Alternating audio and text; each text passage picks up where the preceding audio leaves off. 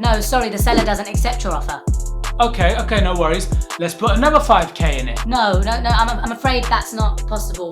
The seller's just decided to go for someone else. They be out here fiddling with more things than Jimmy Savile.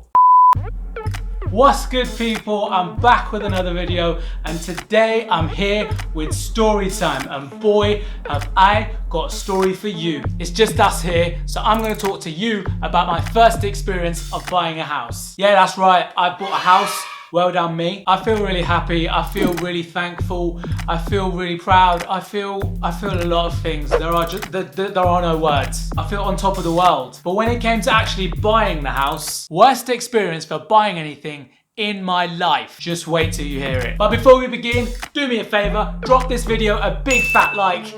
It really helps out my channel. And if you're new, hit the subscribe button and switch on your notifications. Go on, do it. Come and join the family. Now, if like me at the time, you've never bought a house before, you probably think buying a house is basically you find a house you like, you sign on the dotted line, and it's yours. Done. Finito. Fun and exciting experience, right? It's not that easy. There's a lot of stuff they don't teach you at school. You know, they don't teach you about buying a house. The only time you learn about buying a house is when you actually buy a house. Let's start at the beginning.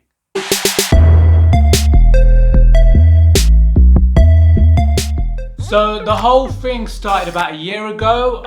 It's been a year, wow. I was 23 at the time. I decided to buy a house with my brother, you know, just for a bigger family home and for more space and just the usual stuff, you know. Buying a house at 23, I'm not gonna lie, it felt like a big step, a big decision. But it just felt like the right time. You just need to man up to the fact that there will be drama, there will be tears, you know, it's a big purchase after all. And let me tell you, estate agents are the devil. Do you know when people say, never trust estate agents? You know, they're right.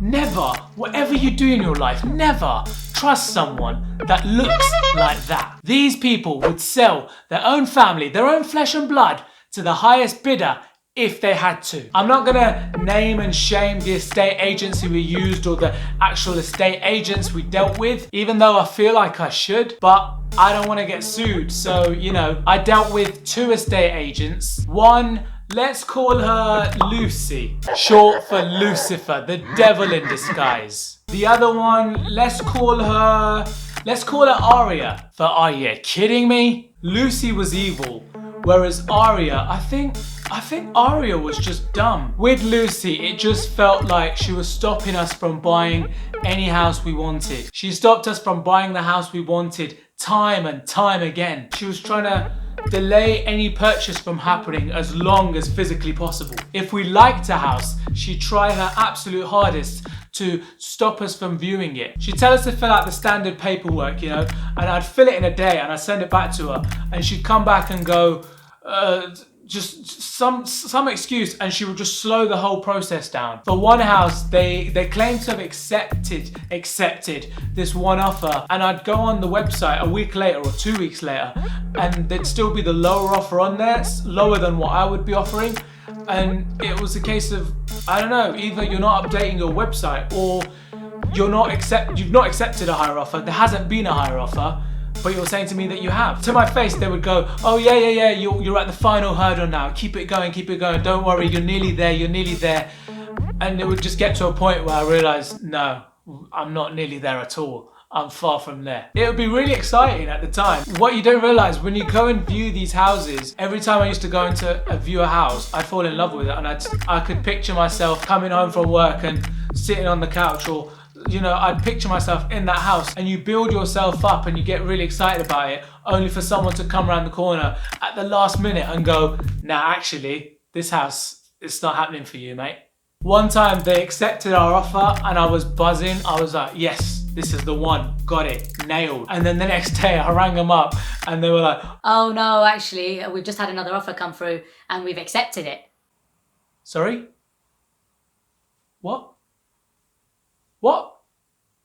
So you either accept offers when a house is semi-sold, or you don't accept offers when a house is semi-sold. Are you just picking and choosing between when you can completely sell a house off or when you can let other offers come through? What?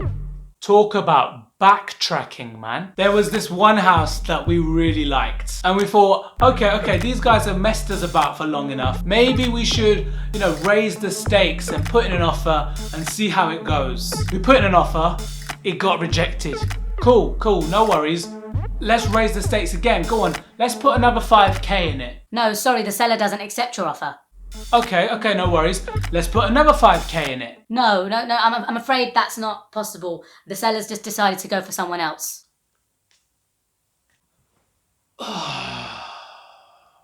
Those phone calls when you go back and forth with the estate agent, this,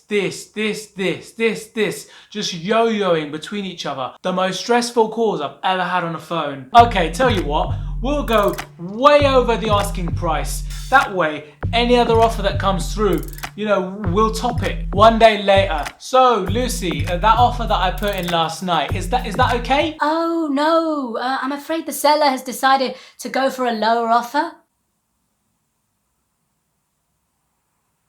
I'm about to chuck a phone right now. So it's fine for you to accept offers from other people when a house has been sold, but when I want to put an offer in for a house that's sort of getting sold, it's not allowed. And the funny thing is, right, the seller, a complete stranger, doesn't know me at all, right, has single-handedly decided to go for a lower offer, less money. Oh, well, basically, the other buyer is living on rent at the moment, and so the seller feels it's more tough for them and they need the house more than you do. So that's why they're going to sell it to them instead of you, even though you're, offering more money. What? The seller wants to take less money, because the other guy's living on rent and he feels sorry for him. Obviously, me buying a house is not as important. Someone's got rent due. You've got to laugh at this, because if I didn't laugh, I'd probably be doing something else. So the seller is willing to accept way less money to help out another guy who's struggling.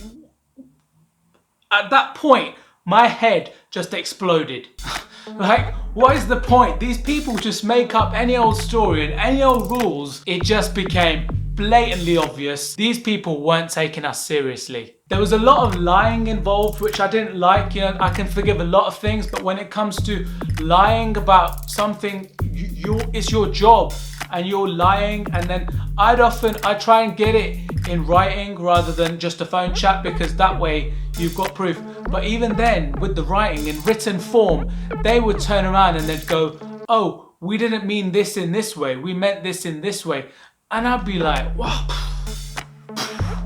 what? You can't. There's nothing you can really do. The only thing you can probably do is walk away from that estate agent, which you get to a certain point. Anyone that's bought a house will know. You get to a certain point where if you actually do decide to walk away from the estate agent, you're probably gonna make more of a loss than if you carry on with them and go to the end. There's no point of cutting them off, and that was the case. Otherwise, I probably would have walked away a long time ago. They sort of tie you down, and it's a case of there's no escape. It was just a lot of stress, and sometimes for no good reason, just stress for the sake of stress. When it comes to estate agents, don't be trusting them with numbers and figures, because they be out here fiddling with more things than Jimmy Savile. One day it was 8 in the morning, just before I was about to leave for work, I rang Aria just to see where things had got to. I was like, oh hey, so I sent over the paperwork last night, hope everything's good. I'm really looking forward to speeding things along and moving along in the process.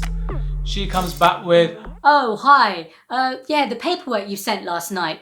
I'm afraid it was, we were having some technical difficulties in the office, so we've not actually received anything.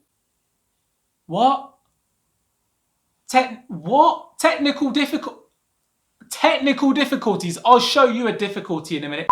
I rang her back. I'm no word of a lie. I rang her back and forth for about 7 times just in that one day. For a lot of the time, it was me doing all the chasing. I was chasing them rather than them having to chase me. They probably got so many people, as clients that they don't need to chase people, but at the same time, me having to ring you 7 times a day to ask for updates, yeah, it's a bit extreme from my side, but it's because I'm not getting anything from you. If I was getting an update here and there, I wouldn't be stressing as much as I was, and I was stressing. I was stressing big time. I'd send something over to them and then they wouldn't get back to me for days, and I'm talking days, like 5, 6, 7, a whole week, and I'd be like, okay, they've not got back to me. So I would pick up the phone and I would make the effort to ring and say, okay, hey, what's going on? I had to hold their hand throughout the whole process, when really it should have been the other way around. They were the ones providing me with a service.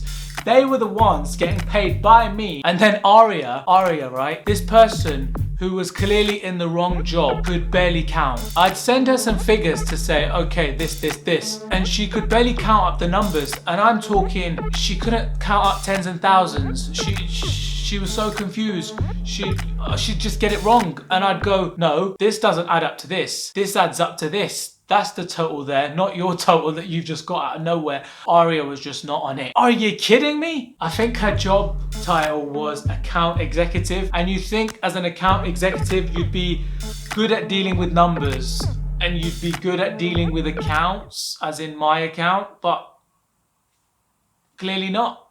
To get through all of that and then come out the other side, I don't know how it was done, but it was done. After it was all over, I thought, okay, do you know what? I'm gonna leave a little review and I'm gonna let them know exactly how I feel. And I'm gonna tell everyone to steer clear of these people. Went on their Facebook page, they don't even accept reviews. Let me repeat, they've got a Facebook page where they don't accept reviews. Do you know how bad that is? That they've hidden the reviews section because they don't want you to give them feedback. You know, they already know how they are. They just completely ruined the whole buying a first house experience for us. When we finally got a house, no thanks to those scumbags, by the way, we were just so done with everything, so shattered, so just ready to move in. The whole thing made me lose faith in the fact that there must be good, honest, hard-working people out there. In the end, we just ended up buying a house without the help of the estate agents, and it worked out 1,000,000 times better. My tips for buying a house: number 1, do your research. And by research, I don't mean just go on Google or websites and look for answers. I mean actually go out and meet people and ask them about house prices, the area, schools, anything that you're interested in about your purchase. Go and ask the real people rather than relying on these third-party sources. Ask about the really boring stuff too, like leases, mortgage advisors, the best solicitors. Ask away. And one of the most important things, listen to people's advice. But don't just take people's word for it. Check for yourself too. Check, and check again. Number 2, remain calm. It got a bit stressful for me at times, I'll be honest. And it didn't need to. You know, it's not that deep. If you lose your dream house, I get it. It hurts for a while, but you get over it. You know, if you didn't get that house, it probably wasn't your dream house. It probably wasn't meant to be for you after all anyway. If I could go back, that's probably one of the most important things that I would tell myself. Just remain calm and believe that it will work out for you in the end. Leave it up to the Almighty above. That's all you can do really. Just go with the flow. Number 3. Don't be afraid. Like I said before, don't be afraid to ask questions and raise issues if you think something's not right or not fair. Don't just believe every solicitor or estate agent you deal with. I'm not saying all these people out there are bad guys and they're all out there to rob you and steal your money. I'm not saying any of that, but you need to be alert and actually notice it when they do. Don't be signing contracts over without actually reading them and knowing what you're signing up for. Have you been through the same experience as me? Let me know in the comments and we can get talking. Until the next time, thanks for watching. Peace.